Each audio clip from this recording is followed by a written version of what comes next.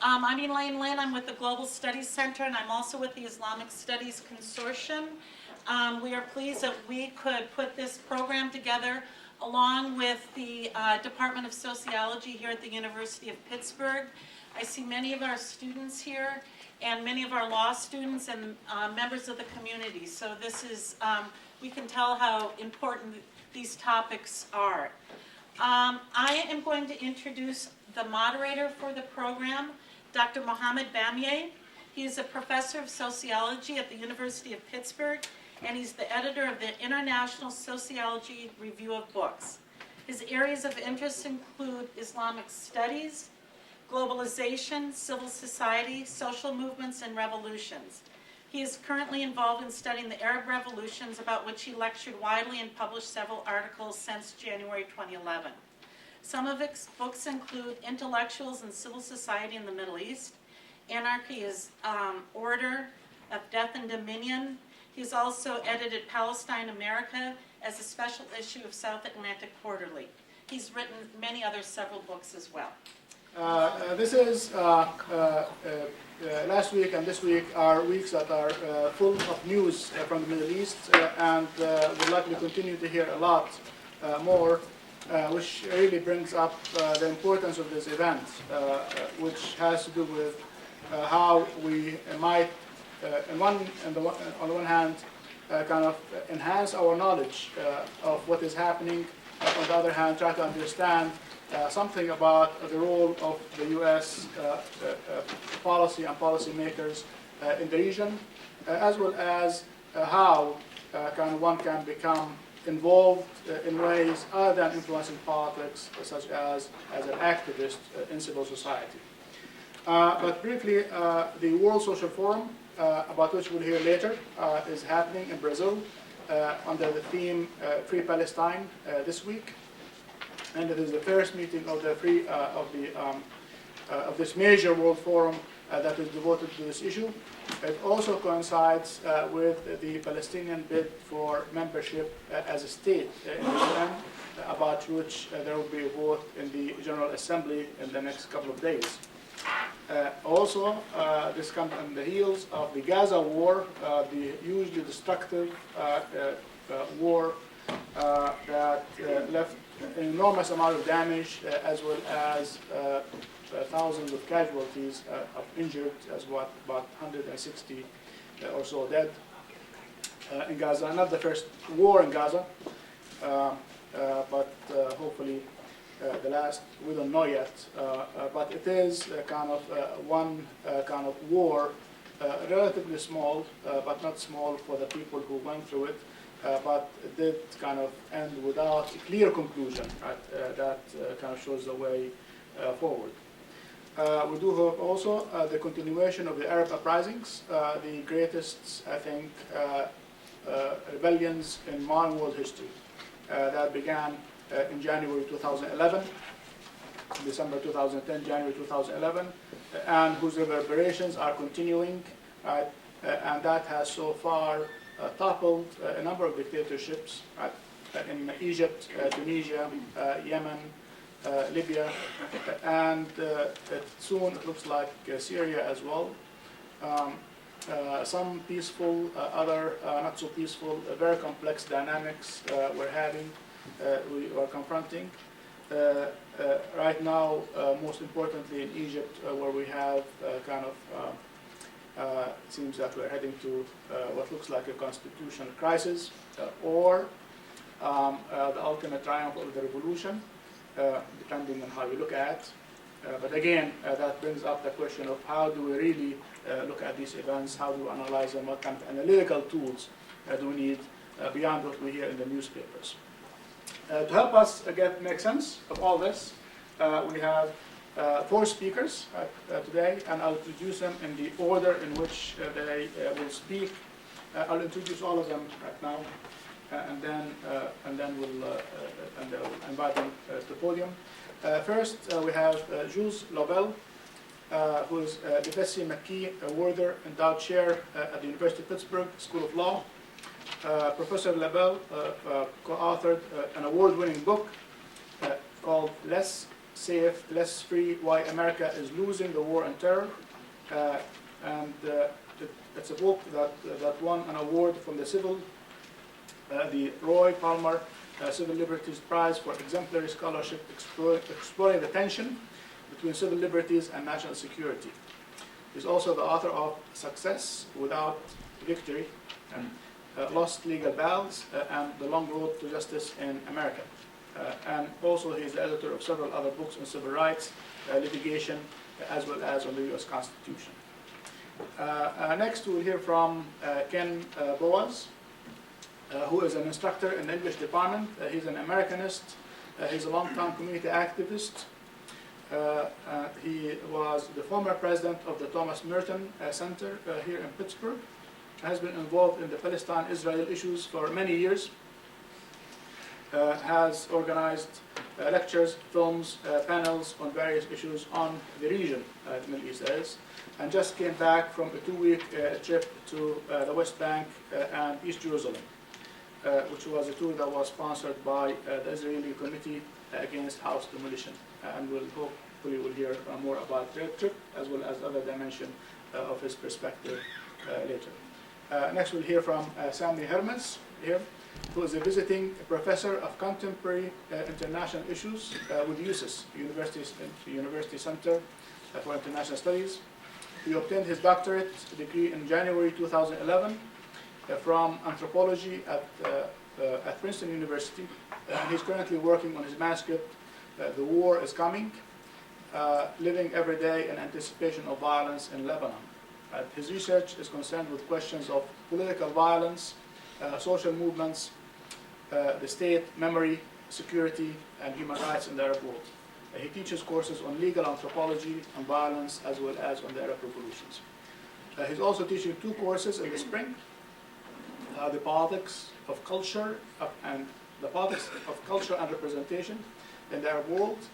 That's one. And the other one is the politics of violence in the Middle East. Sounds like fun.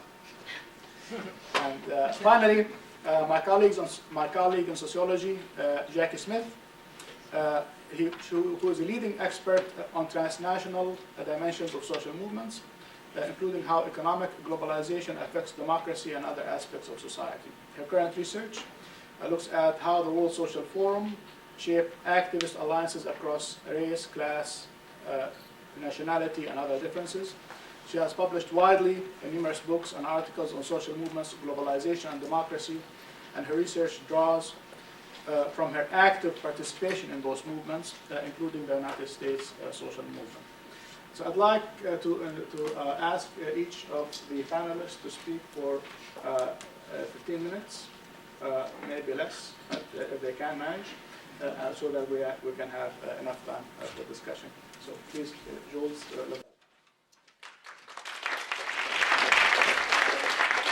Thank you for inviting me to this panel. I'm going to speak up front because we have no mic, and you'll hear me a little better. The recent violence in Gaza once again raises the question of international law and the role of international law in the Israeli-Palestinian struggle. On the one hand, the violence back and forth with Hamas shooting rockets into Israel and Israel bombing and killing hundreds of people in Gaza shows clear violations of international law on both sides. The deliberate shooting of rockets into civilian populations and attacking civilians by Hamas is clearly a violation of international law as a war crime. So too, Israeli targets of civilians and government, for example, buildings are civilian targets. The disproportionate use of force by Israel are also violations of international law. And while I'm not current really with exactly what Israel did this time, because it's still to be investigated and explored, I did go on a delegation the last time this happened, 4 years ago, with the French foreign minister, the former French foreign minister, the former head of the Swedish Red Cross, and a number of high-level diplomats throughout Europe. And we traveled through Israel and met with Israeli ministers and met with Palestinians. And the conclusion we drew was that Israel was deliberately targeting the civilian population, and that was the same conclusion the Goldstone report reached.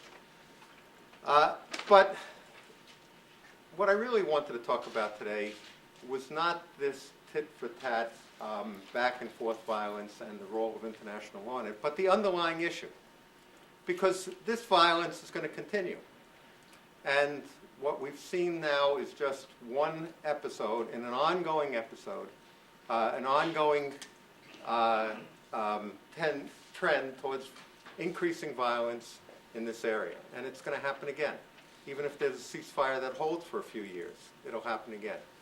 And the underlying problem, from which all else stems, I think, is the Israeli occupation of the Palestinian territories, the West Bank, and the de facto occupation of Gaza, because even though Israel is withdrawn, they basically have a total blockade and they have total control over what goes in and out of Gaza.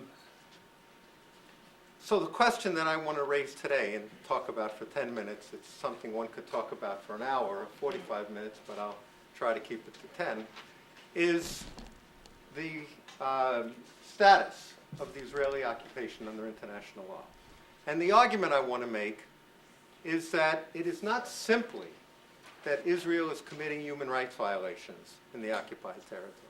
It is not simply that Israel is violating international law daily in the occupied territories. It is that the whole occupation, the entire structure of the occupation, is illegal under international law.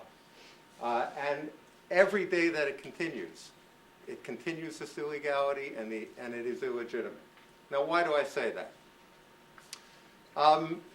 The fundamental principle of the law of occupation under international law since World War II and the Geneva Conventions, actually, and before that with the Hague Conventions, but certainly since World War II, is that an occupation, no matter whether it was taken, it was obtained through force, that self-defense or aggressive force, it doesn't matter, that an occupation has to be temporary, and that the occupier is in essence a trustee who must maintain the security and safety of that territory and maintain the living conditions and the well-being of the population in that territory. The fundamental principle of this occupation cuts against that essence of what is lawful in an occupation. Because the whole Israeli strategy here and the whole Israeli practices is to make life miserable for the population of the occupied territory, to try to get rid of them, and to essentially annex the territory, or to try to obtain control of the territory. I'd like to just make 3 or 4 points. The first is that Article 49 of the Geneva Convention prohibits the transfer of the population of the occupier into the occupied territory.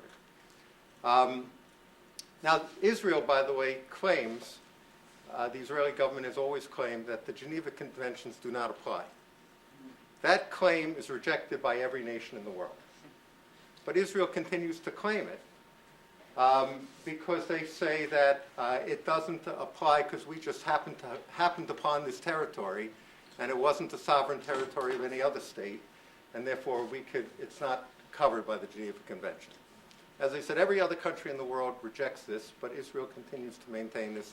The Israeli Supreme Court, to its credit, says even though the Geneva Convention doesn't apply, we're going to actually apply it, even though we're not going to challenge the Israeli government's legal position.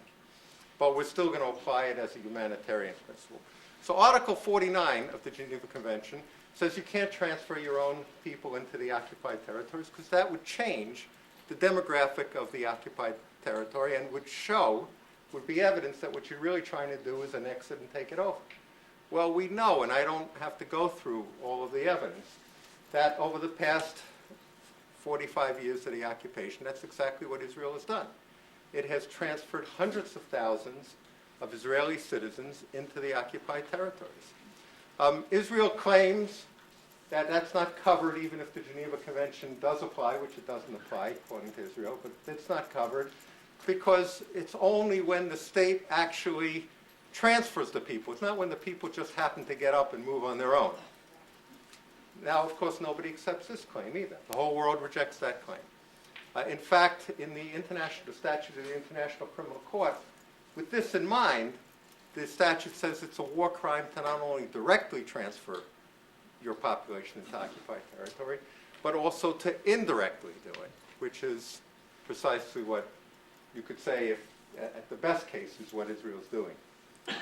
So that's number one. Number two, as far back as the Hague Convention, Article 43 said an occupier has to maintain the quality of life consistent with security of the people that it's occupying.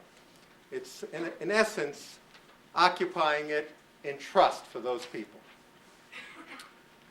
Israel's clearly not doing this. Israel has, in many, many ways, which would take me too long to cover within 10 minutes, is making life miserable. It is expropriating the land of the Palestinian people. It has made life virtually unbearable within the occupied territories. I wrote an expert opinion in just one case that, just to give you a little example. European governments have come in and taken villages, have invested in villages, in Palestinian villages with no electricity, and put solar panels so that people can have some electricity. The Israeli government now wants to destroy all those solar panels built by those European companies and governments because they're not permitted, and they won't give them a permit because they're in what's known as Area C, for which they don't allow development. In any event, this again contravenes not just a particular part of the Geneva Conventions, but the whole principle of occupation. Third, as just a concrete example, look at Jerusalem. The Israeli government has annexed Jerusalem. The Security Council, on a number of occasions, declared first by a 14-0 vote, virtually unanimous, with only one government abstaining. You might guess which government abstained. But no government vetoed it, which meant that nobody disagreed with it. They censured in the strongest terms this annexation as a violation of international law. Well, what did Israel do? Nothing. They didn't comply at all. So the Security Council voted again 14-0, saying it strongly deplores the refusal of Israel to comply with the relevant resolutions of the Security Council, and that the Israeli steps to alter the character and status of Jerusalem have, in quotes, no legal validity and constitute a flagrant violation of the Fourth Geneva Convention. In 2002, Kofi Annan, as part of some trip he was making, called the Israeli occupation illegal. So, you have a situation where there's a government that's flagrantly violating Security Council resolutions, paying no attention to the whole opinion of the rest of the world, and nothing's done about it. This is a double standard in my view. There is a double standard in which Israel can get away with what other countries cannot. And why is this double standard? Why is Israel allowed to be essentially an international outlaw without any consequences? It's because our government and the people of the world have refused to do anything about it. Anything serious. And so the appeal, based on the idea that I make today, based on the notion that this is a flagrant violation of international law, the whole occupation, and that all this rocket fire and bombings and all the rest, that's going to continue as long as the occupation continues, and it's an illegal, illegitimate occupation. I think the task for us is to figure out what we could do to bring pressure on our government and our companies and our society to do something about this, to enforce international law, because the governments are not going to enforce international law. It'll only be the people that will enforce international law in this context. And I think, to me, the most effective thing that can be done is to begin a divestment,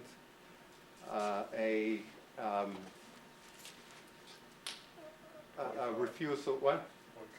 Boycott, but to put pressure on companies that in any way participate with the occupation, to divest from Israel, for us to divest from those companies, from the University of Pittsburgh and its pension plans and its funds, to divest from those companies. And when that happens, you'll see what happened, the same thing happening as happened with South Africa. But the fundamental reason for that is this illegitimate, illegal, continuing occupation. Thank you. Good evening. I'm glad you all could come. It's really nice to see so many people.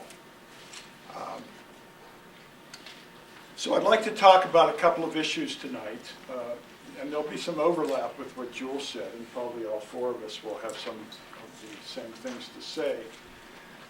I did just get back from 2 weeks traveling in the West Bank and East Jerusalem and parts of Israel on this very intense tour, as you can imagine.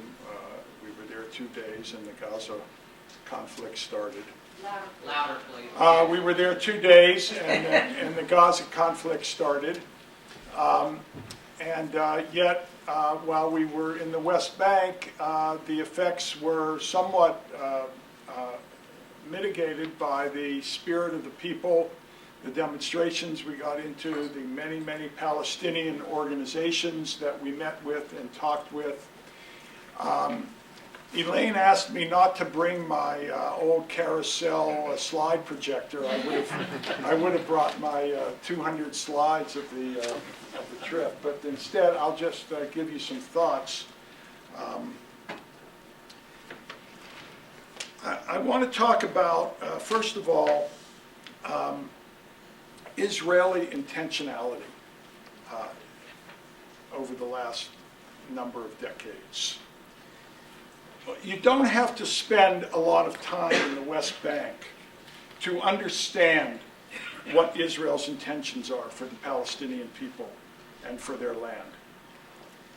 My trip has helped me to clarify and confirm much of what I felt I already knew from my reading, from my discussions, from my exposure to various people from the Middle East. But the missing ingredient was actually talking to the Palestinian people on their homeland, witnessing the reality of the facts on the ground. And all doubts, although there weren't that many to begin with, have been erased, in my mind at least. And secondly, after I talk about these intentions, I'd like to offer a version of what can be done to change things. Of course, I can't speak for the Palestinian people, and in the final analysis, it's the people in Palestine themselves that will have to decide what kind of state they want, or what kind of regional confederacy they need. But certain ideas emerged on this trip for me that seem to point the way to some possibilities outside the tested and failed framework of trying to work with the Israeli government. Along the way, in arriving at some of these conclusions, I talked with Palestinians from all walks of life: hotel clerks, waiters, directors of Palestinian organizations, shopkeepers in Bethlehem, Hebron, and Ramallah, people sitting having coffee in cafes. I had no hesitations about coming up to people and talking to them. And they were all, very welcoming. I had lunch with a family, the Salim and Arabiya Shawamura family, and their 6 children, who live in East Jerusalem, who have had their home demolished 6 times by the Israeli military. They kept rebuilding. In fact, we got an emergency email 2 days before we were due to arrive that their home had just been demolished for the 6th time.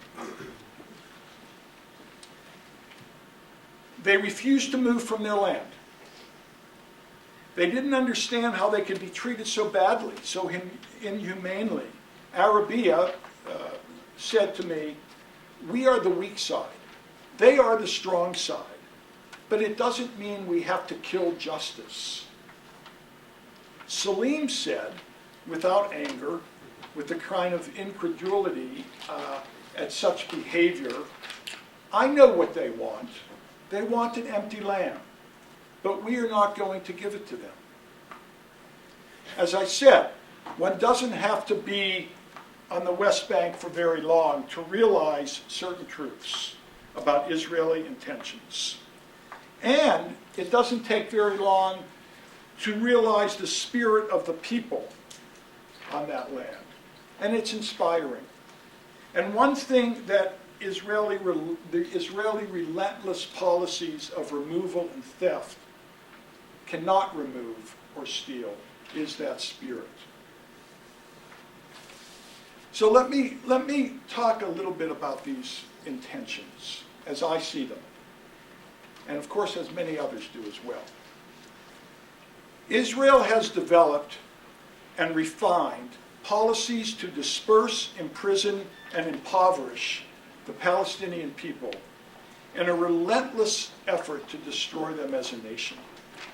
The West Bank and Gaza have been transformed into laboratories for testing the infrastructure of confinement, creating a lucrative defense industry in the process by pioneering technologies for crowd control, surveillance, collective punishment, and urban warfare. The goal of these ever more sophisticated systems of curfews, checkpoints, walls, permits, and land grabs is the disappearance of Palestine. And since the Gaza conflict began while I was there, we spent a lot of time trying to place it within an overall understanding of Israel intentionality. The inciting cause of the latest confrontation between Israel and Hamas has little to do with the firing of rockets, whether by Hamas or other Palestinian factions. The conflict, in fact, predates the rockets and even the creation of Hamas by decades. It is the legacy of Israel's dispossession of Palestinians in 1948, forcing many of them from their homes in what is now Israel into the tiny Gaza Strip. That original injustice has been compounded by the occupation Israel has not only failed to end, but has actually intensified in recent years with its relentless siege of this small strip of territory. Israel has been progressively choking the life out of Gaza, destroying its economy, periodically wrecking its infrastructure, denying its inhabitants freedom of movement, and leaving its population immiserated. To place this isolated 8-day conflict outside the equation of the occupation and all it has wrought is exactly the way the Israeli power structure, Labor or Likud, okay, thank you, oh, that's better. I won't be hoarse after this time. So, as I was saying, to place this isolated 8-day conflict outside the equation of the occupation and all it has wrought is exactly the way the Israeli power structure and its people have for decades framed any violence coming their way. It allows the great myth of Israel as victim, Palestinian as terrorist, and an unsuitable partner to talk with, to perpetuate itself. And it allows Israel to justify anything they do with impunity. The Western media and American society have bought into this myth, and it has become patently easy at this point to take the occupation out of the equation anytime Israel feels it needs to punish Hamas or the Palestinians on the West Bank. As Jonathan Cook writes in his wonderful book, Disappearing Palestine, quote, "So long as Israeli outrages can be presented as spontaneous, unsystematic, and related to security needs, the international community will turn a blind eye. As long as Israel ensures that politicide, a subtle incremental war of attrition against the Palestinian public and private life, does not look much like the popular notion of genocide, concentration camps and butchery, Israel will be able to continue its policies unchecked. The ultimate goal, however, will be the same: the disappearance of a Palestinian nation for good." What is also clear, after spending some time in the West Bank, is that Israel has transformed a temporary belligerent occupation into permanent Israeli rule. Anyone looking at a UN map of what ICOD, the Israeli Committee Against House Demolitions, calls Israel's matrix of control. And by the way, I brought some maps. I brought 3 maps, a series of 3 maps. I only have 40 of them. And I also brought 40 copies of a very good reading list, so you can look at those. Anyway, this matrix of control, you can see that Israel has used the legal space to eliminate the two-state solution. And I hope that doesn't,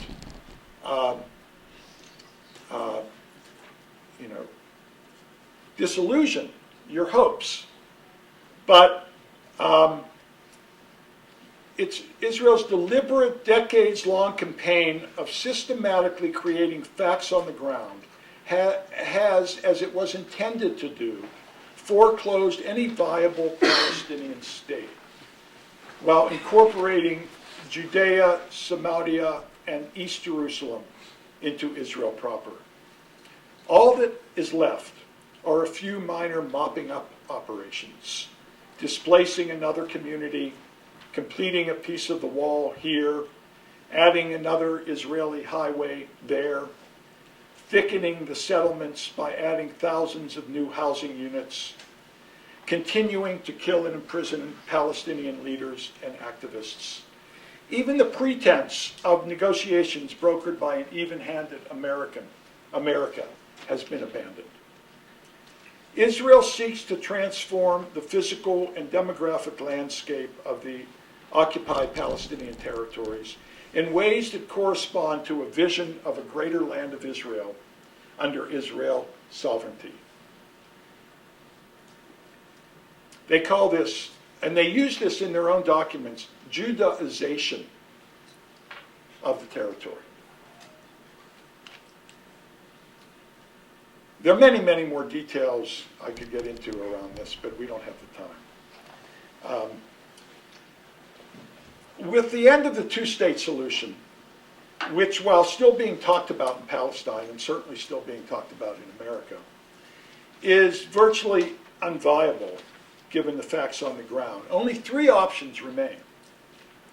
And they are apartheid, warehousing, or a one-state solution.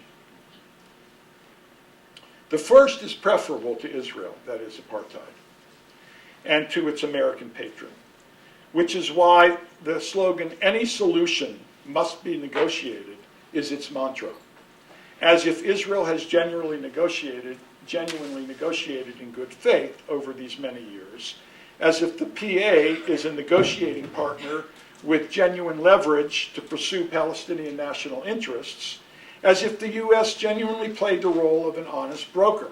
It's a setup. But if the PA can be persuaded to keep playing the game, the chances always exist that Israel can create a Palestinian Bantustan on which a weak and compliant Palestinian leadership might sign off.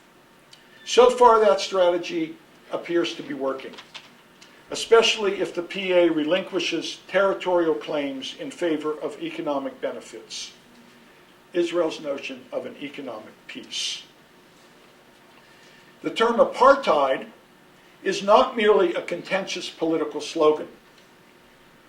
As Jules could probably confirm, it is firmly rooted in international law.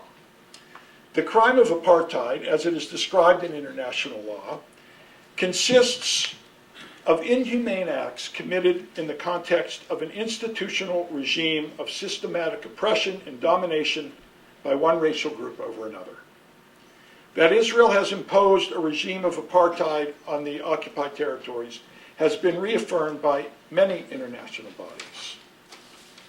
Since apartheid, even dressed in the clothes of a two-state solution, is obviously unacceptable to the Palestinian people, and hopefully to people everywhere, the second, more likely option is to merely normalize the status quo, which is the current process of, as Jeff Halper from ICON calls it, warehousing the Palestinian people.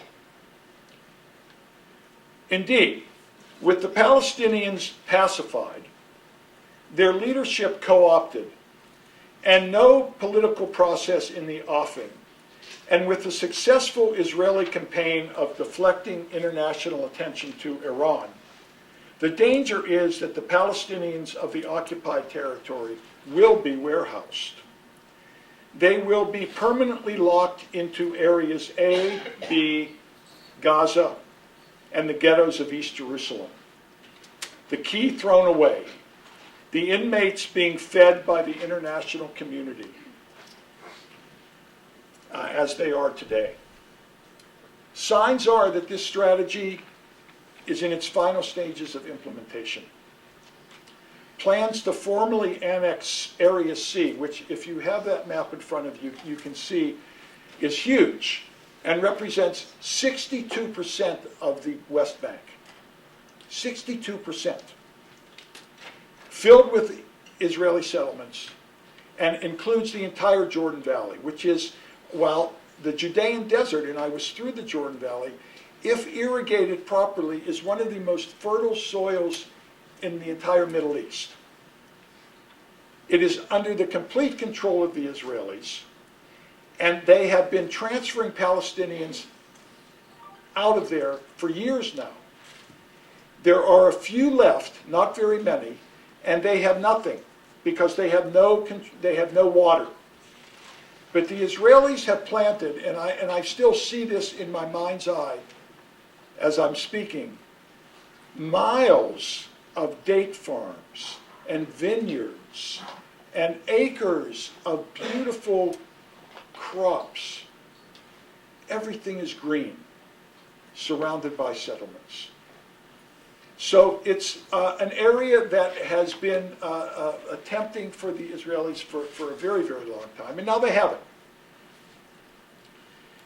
So plans to formally annex Area C, the 62% of the West Bank where settlements are located, are being openly proposed in the Israeli government and parliament, and are even being presented to the Americans.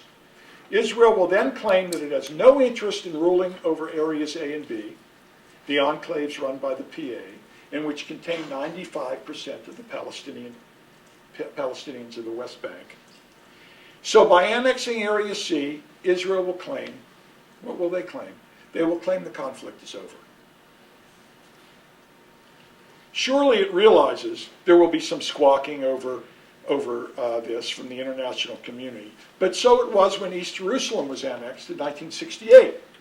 Could you wrap up? Okay. All right. So that's the problem, indeed.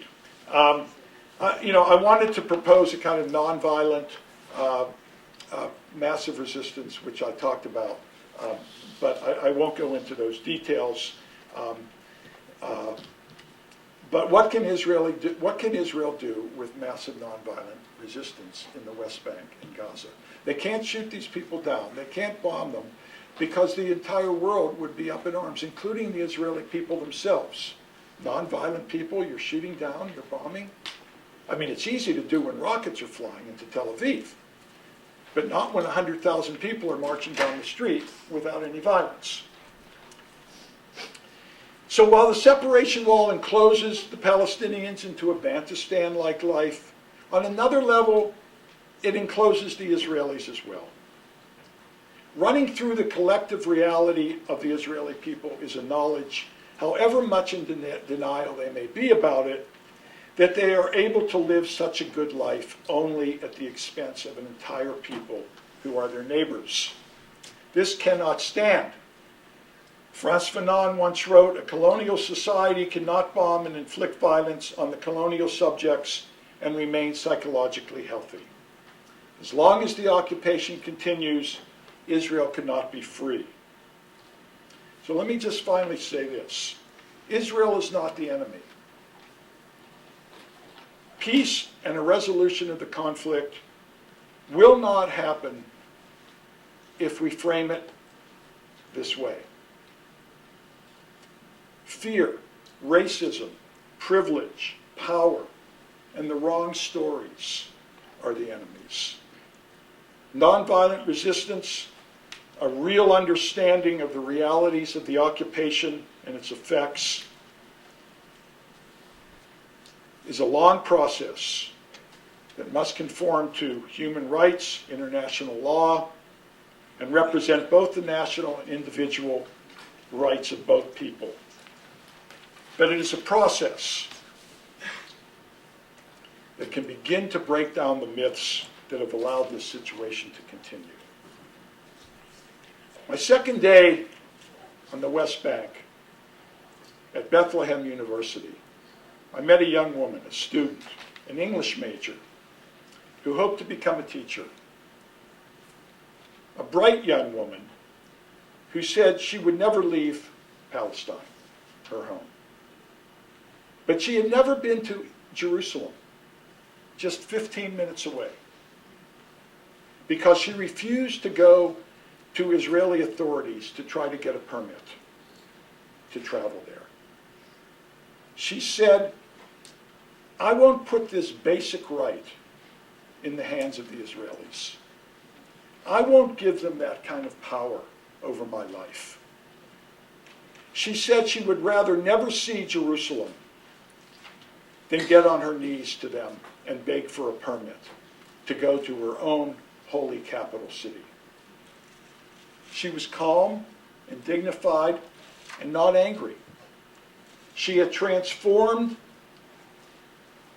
her rage and frustration into something else, something clear and patient and determined. A spirit that I felt throughout the West Bank and East Jerusalem. Something that was powerful and willing to wait. Something that can never be defeated. Thank you. Thank you all for coming. I was at the gym this morning and telling someone at the gym, the instructor, that I was going to talk about the implications of the Arab Spring on the Arab-Israeli conflict and U.S. foreign policy in 15 minutes. And he was like, "I can't explain lunges in 15 minutes." So I will try. So what I'm going to do is really talk, I mean, there are so many implications that we can think about, and I sort of broke them down into implications on the people and implications on the leaders in the states, and I'm sort of not going to really talk about the implications on the leaders in the states. Don't care so much about those. So I'm going to talk about the implications on the people. I'll return to the state and the leaders at the end, looking specifically at Egypt and the U.S.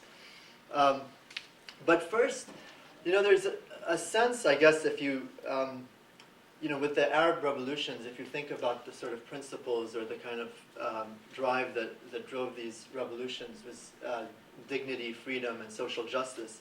And when I think of those, and of course, there's also revenge and many other things that drive people. But when I think of those, there's a sense in which I feel like Palestine actually has implications on the Arab revolutions. That this drive that Ken was really talking about, this drive for liberation, is something that the people in the Arab world have been learning from for 60 odd years. And it was no accident that the revolution in Egypt, for example, analysts will tell you that it begins, the networks that were built that drove these revolutions start in at least the Second Intifada and the mass protest movements that rose up it is a response to the Second Intifada that then, those people go home, they build networks, they come back, and then they protest the Second Gulf War, and so on. And these networks then are utilized in the Egyptian Revolution in 2011. So there is a sense where the implications sort of go both ways. But I'm here to kind of talk about the implications on Palestine and Israel and that conflict. So I have sort of broke them down into 5 implications. The first, there was a kind of early phase in Palestine in 2011 where people felt that there was an opportunity for a people's movement to sort of come about and reignite and remobilize. And the world was focused on nonviolent protests, and they were focused on the region, and they were seeing the Egyptians and the Tunisians in this new light and so on. And so actually they did go out in non-violently, and they've been going out non-violently for decades. But they did go out in March 2011, March 15, and then again in May 15, and they went out non-violently and they got pummeled and got shot down. In Syria, the Palestinians actually tried to exercise their right of return, and they walked to the border and they got shot. One guy actually made it through all the way to Tel Aviv and then made an interview and returned. But they tried in Lebanon, I think it was in May 15, the day of the Nakba, they went and 9 Palestinians were shot and killed. So there was a sense of remobilization and sense of wanting to build on the spirit of uprisings all around. But the problem is that the Palestinians face a kind of multi-pronged levels of oppression. So they face all these things that Jules and Ken have talked about, but they also face the internal oppression of the PA, right, and Mahmoud Abbas and that leadership, and so there's a sense of having to deal with these two sides. But they did go out and they did get shot down, and the problem is that Israel somehow then has the right as an occupying power to defend itself, not to return land and to return the refugees. And actually, maybe later in the question and answer for Jules, I'm curious as a legal expert, if the right of self-determination trumps the right of self-defense, or if does a state that is an occupying power have the right to defend itself from the occupying people? Right? I don't know as a legal sort of question, but that kind of came up. So then, as I see it at least, I think that there was a moment when the PA, the Palestinian Authority, then starts to build this campaign for statehood, this bid for statehood, which I actually see as an almost counter-revolutionary moment, because it basically demobilizes people. So people's energies are now focused on either bidding for statehood or fighting this bid for statehood, because there are a lot of Palestinians who are really against this, saying that the PLO, Palestinian Liberation Organization, already has observer status in the UN, and what would happen if that is transferred to the PA, which does not represent the entire Palestinian people, whereas the PLO does represent the entire Palestinian people. And in addition, there were movements, and there still are movements, to hold elections, democratically held elections for the Palestinian National Council, which would represent the Palestinians in the occupied territories, the Palestinians in Israel, and Palestinians in the Shatat, in exile, in the diaspora. So that's sort of one implication on the people. But a second one is a kind of, I see a deep sort of sea change in discourse, a kind of a change in the narrative of who are Arabs, what is the Arab world, and in turn also thinking about Palestinians in this country.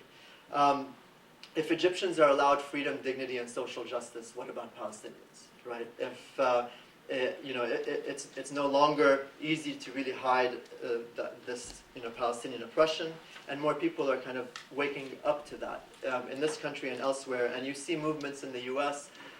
but also in Greece and Spain, where they begin to stand in solidarity with Palestinians. In protests around the world, you see people sort of not only standing with Egyptians and Tunisians and so on, but also with Palestinians. So this change in discourse, and also this growing sense of boycott, divestment, and sanctions, which was mentioned, that has also been that's gained steam as a people's movement, whether in this country or elsewhere. Third is implications on the grassroots level again, where you have organizations popping up in these countries that have experienced revolts. So in Egypt, for example, you have organizations like Musirreen and others that are sort of taking on the issue of Palestinian rights, taking on the issue of the relationship with Israel. In Tunisia, you have groups fighting anti-normalization, so trying to bring forward laws that would prevent any kind of normalization with Israel. In Morocco, you have a boycott, divestment, sanctions campaign that have come up in the last year.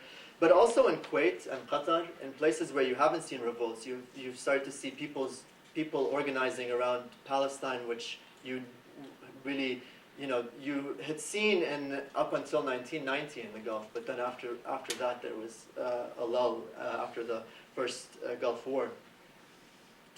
And then fourth, that this idea that liberating Palestine is no longer in the control of the state.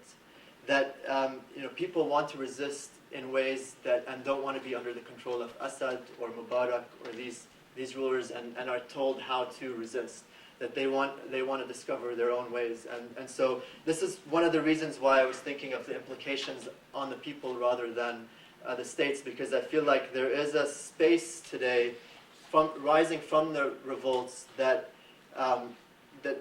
really sort of creating this space of a battle over power between people and their states, in the sense that it's no longer de facto the state does everything, that now it's in our hands. And so and so I'm trying here to really think about how do we really understand what's going on at this grassroots rather than the state, as a way of thinking of maybe the state doesn't have that kind of power anymore, or at least that's what people are hoping. The fifth implication is Oslo, the death of Oslo, or sort of maybe a final death blow to the Oslo Accords. I mean, we've heard this often, that Oslo is dead, Oslo is dead. But in a sense, Oslo, the kind of logics of Oslo have continued, and I think this is the revolts have really dealt a blow to the Oslo Accords.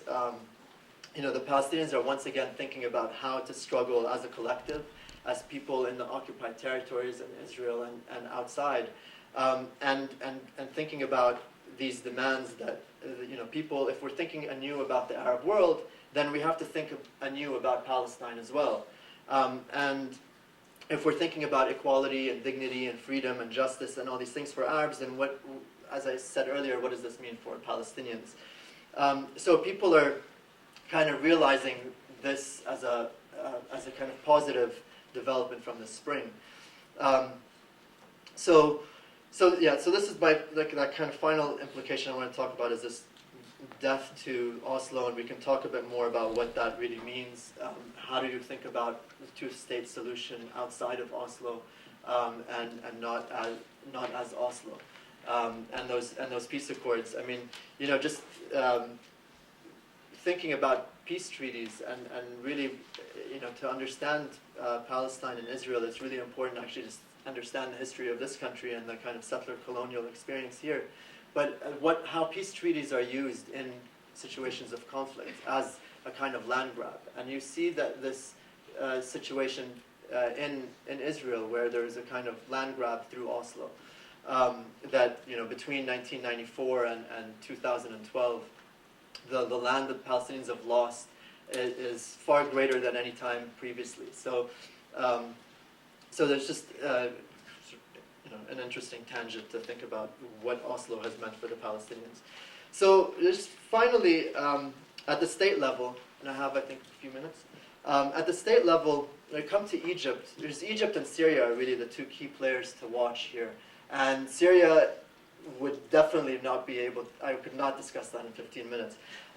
Egypt, on the other hand, also very complex, but what you saw in Gaza these last 2 weeks, at least in my opinion, was partly a cynical kind of election posturing by Israel. In the last 15 years or so, you could see, pretty much, there was a map that went around where you could see for every war Israel waged, there was an election right after. But it's not only that. There was also, it was also partly to test the Iron Dome system, those sort of short-range missiles, missile defense, perhaps as a test for a future war with Iran. And we saw a day after the peace sort of negotiation and that truce, the U.S. declared that it's going to fund this Iron Dome. But it was also partly to test Egypt. And I think here, the implications, thinking of the implications on the relationship between Egypt and Israel, Morsi really showed himself to be a very effective stooge, I guess. Not very different from Mubarak. And I think, in one sense, the people didn't really fall for that. There was a kind of staged war and a staged truce. And you saw this then the next day or two on almost a near green light from the U.S. government over Morsi's kind of declaration of absolute power, in a sense. And the statements coming from the U.S. were sort of, muted in a sense. And this brings me to the implications on U.S. foreign policy, the last point I wanted to make. The U.S. has had to realign itself in a sense with these dictators falling. But we need to be clear that the U.S. is not really, for all this rhetoric of Islamophobia and all these things, the U.S. is not, the government is actually not averse to working with the Muslim Brotherhood. In fact, the greatest ally is the Wahhabi government of Saudi Arabia. So the U.S. government actually works really well with these extreme elements. So I think it's a joke to think that the U.S. government won't work with Morsi or any Muslim Brotherhood government. The U.S. government won't work with an anti-Israel government or an anti-U.S. government, but obviously an anti-U.S. But if its policies are combative to Israel, then certainly it's not going to work with them. But it doesn't really care who's in power, and these questions of democracy and freedom are rhetorical issues that you can sell to the people. But so I think, in a sense, this just the last point is that the U.S. is trying, and it has been, I think, quite effective in trying to realign itself with the rising powers and to get guarantees from these powers. You saw this in Tunisia as well, that they would guarantee any kind of that there's not going to be a state of war with Israel or anything like that. That it's trying to realign itself with these powers in order to kind of keep control of the region. And then sort of my last statement is that the people really haven't fallen for this and have continued to rise up, and they have refused also the Muslim Brotherhood government in Egypt, and you see that in the last week where they're rising up. And I think for that reason, primarily for that reason, it really is too early to tell what the implications are of the Arab Spring on any of these, on the Arab-Israeli conflict, really, because the revolutions are really still in progress, and it was not an 18-day story in Egypt, and it's not, and it's ongoing in Syria, and it's ongoing in Libya. So, we can deal with other things in the question and answer. Thanks. As Ken was saying, the enemy of peace is the story that's being told about the conflict in the Middle East.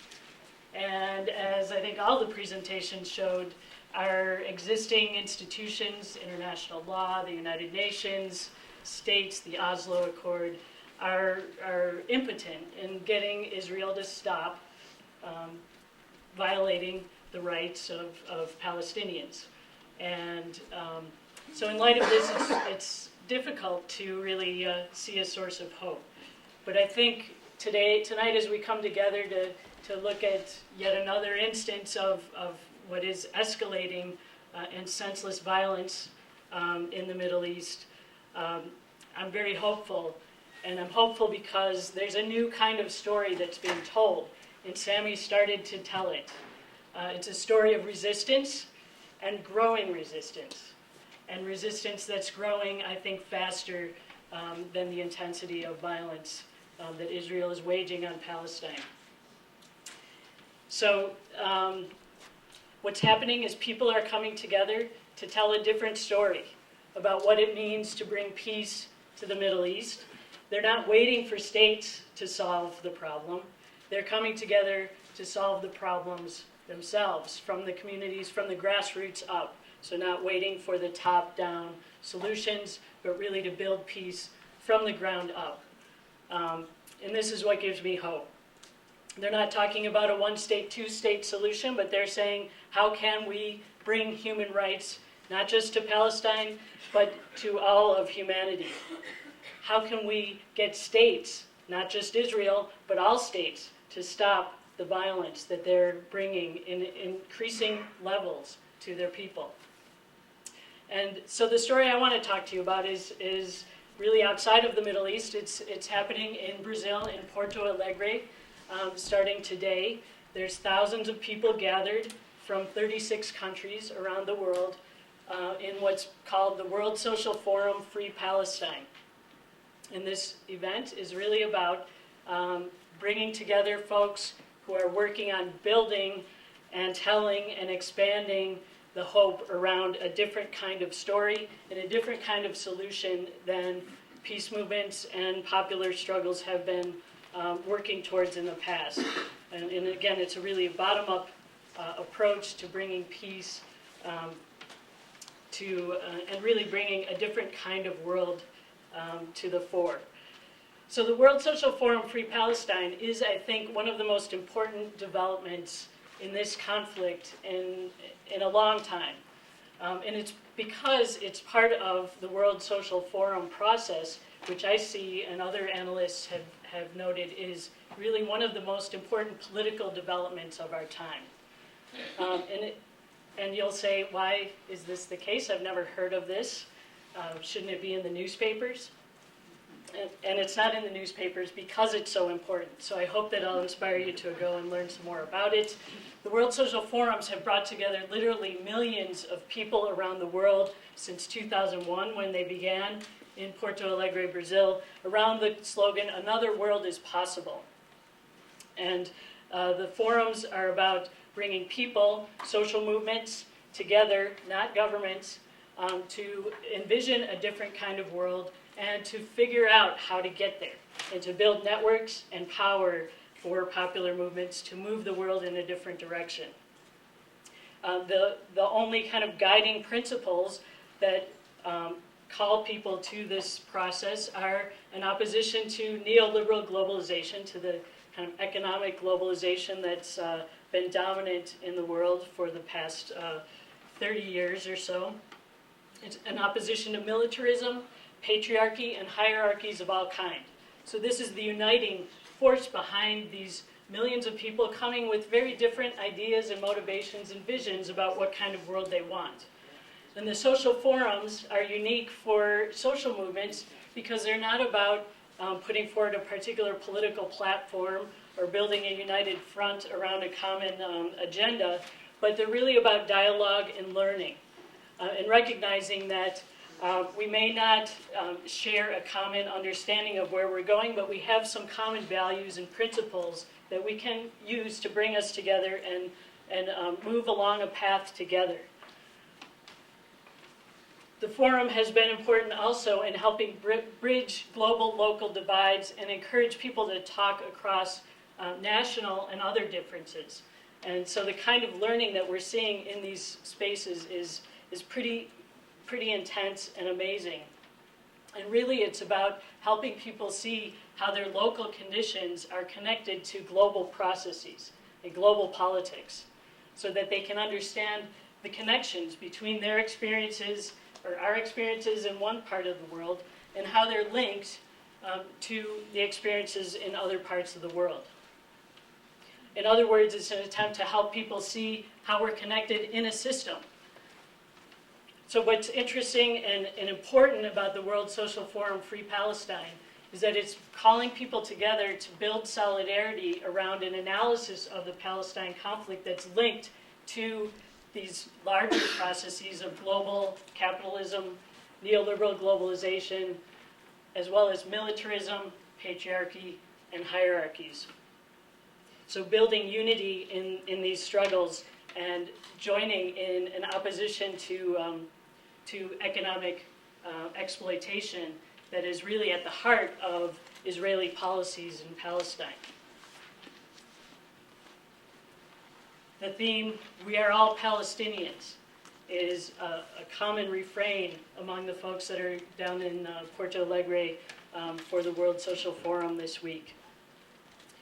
How are we all Palestinians? What does this slogan mean? Is it a rhetorical refrain, or is there an analysis there? And we can unpack this phrase and really pull out a lot of the ideas that are embedded in the social forum. So the opposition to the settler colonialism that really is what Israeli policies in Palestine are about. In the World Social Forum analysis, these are linked to the basic processes of global capitalism, which are about the endless search for profits and the endless search of new ways to exploit labor and natural resources to obtain profits. So linking the policies in Palestine with other kinds of policies that are elemental to capitalism. So capitalism in the search for profits is about increasing and intensifying economic competition and exploitation. So as a result, we see racism and xenophobia, something that we see in Palestine. We also see on the rise in other parts of the world. It's manifested in land grabs that are increasingly common around the world, and very, very blatant, of course, in the Palestinian conflict. Here we see the foreclosure crisis as part of this land grabbing in search for ever more profits. The privatization of public assets is another way these land grabs are manifested here, but that connect us to this larger system of which the Palestine conflict is a part. The environment is another area where exploitation and intensified exploitation is seen quite dramatically in Palestine, but also here with the fracking industry and tar sands with the BP spill, as the search for energy is going into ever more vulnerable places, and of course climate change. So with intensified economic competition in this system, the system that unites the Palestine struggle with all of our struggles, we also see greater coercion on the part of our governments. And Jules has written on this, but we see, well, as Tom Friedman says, the invisible hand of the market is backed by an iron fist. And so with the expansion of globalized capitalism, we've seen harsher policies from even Western democratic governments. More surveillance, the global war on terrorism, which really is a continuous war and an explanation for increased militarization of states. It's a continuous drain on and diversion of resources from social spending to military uses. It's produced mass incarceration and what's called a prison industrial complex, the militarization of borders. We have our own wall in this country along the southern border, and various kinds of surveillance and repression of opposition movements. So in this context, the World Social Forum Free Palestine is coming together to help show people the connections between these experiences, which are becoming more and more common in all parts of the world, and the everyday life that Palestinians have faced for decades now under the settler colonialism of Israel. So it's exciting and hopeful then that people can see, or that these movements are coming together increasingly under the recognition that an injustice anywhere is a threat to justice everywhere. That we need to build unity across national borders, not just because we believe in human rights, because we believe that violence is wrong, but we need to build that solidarity because it's in our own self-interest. It's about our own collective survival. And this is the message that's coming through as the World Social Forum process has helped people better understand their conditions as they come together and compare notes and compare ideas about struggle. So I'll just tell you a little bit about what's happening with the U.S. delegation that's going down to Porto Alegre, a really exciting group of people who've done a tremendous amount of work to raise money to go down there. There's 20 people in a joint U.S.-Canada delegation participating in the World Social Forum Free Palestine.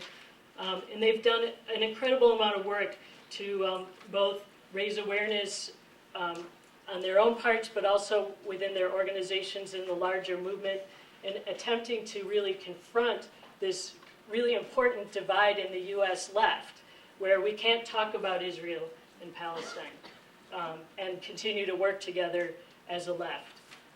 And this has been a real issue for building a broader solidarity movement in the United States. And in the U.S. Social Forum process, this has been a real obstacle for the two U.S. social forums. There were major conflicts that arose because of the kind of avoidance of this really huge conflict in the world. So the delegation's work has been really important to helping bridge and confront this division in the U.S. left, and hopefully building stronger solidarity for movements for peace and justice. Another interesting thing that they're doing is helping retell or reclaim some of the history of our movements. And so one of the groups that's participating is the Malcolm X Grassroots movement, which has been highlighting and emphasizing the ways that the U.S. civil rights movement built links of solidarity with third world movements, and including the Palestinian struggles early in the 1970s and around that period. So reclaiming our history and understanding solidarity in the ways people are united despite national boundaries, and really irrespective of national boundaries. And I think that's really where the solution is going to come from, is when we think beyond these national boundaries and think about how do you create a world that makes human rights possible. And so that's what's happening in Porto Alegre, Brazil. I've put the website of the World Social Forum Free Palestine up there. There's some groups that are blogging and telling their stories, so I hope you can follow along on, I think that's a Twitter site. They told me to put that down. And we will also be doing some kind of follow-up afterwards. We may be able to bring somebody from the U.S. delegation to campus to report back on what happened. So I hope you'll sign up. We have a sign-up sheet that you can put your name down if you want to find out about any future events that we pull together. But definitely pay attention to that story, because it's not going to be in the New York Times. You got to look around for it, but it's happening. It's percolating up, and I think there's hope that another world is possible. Thanks.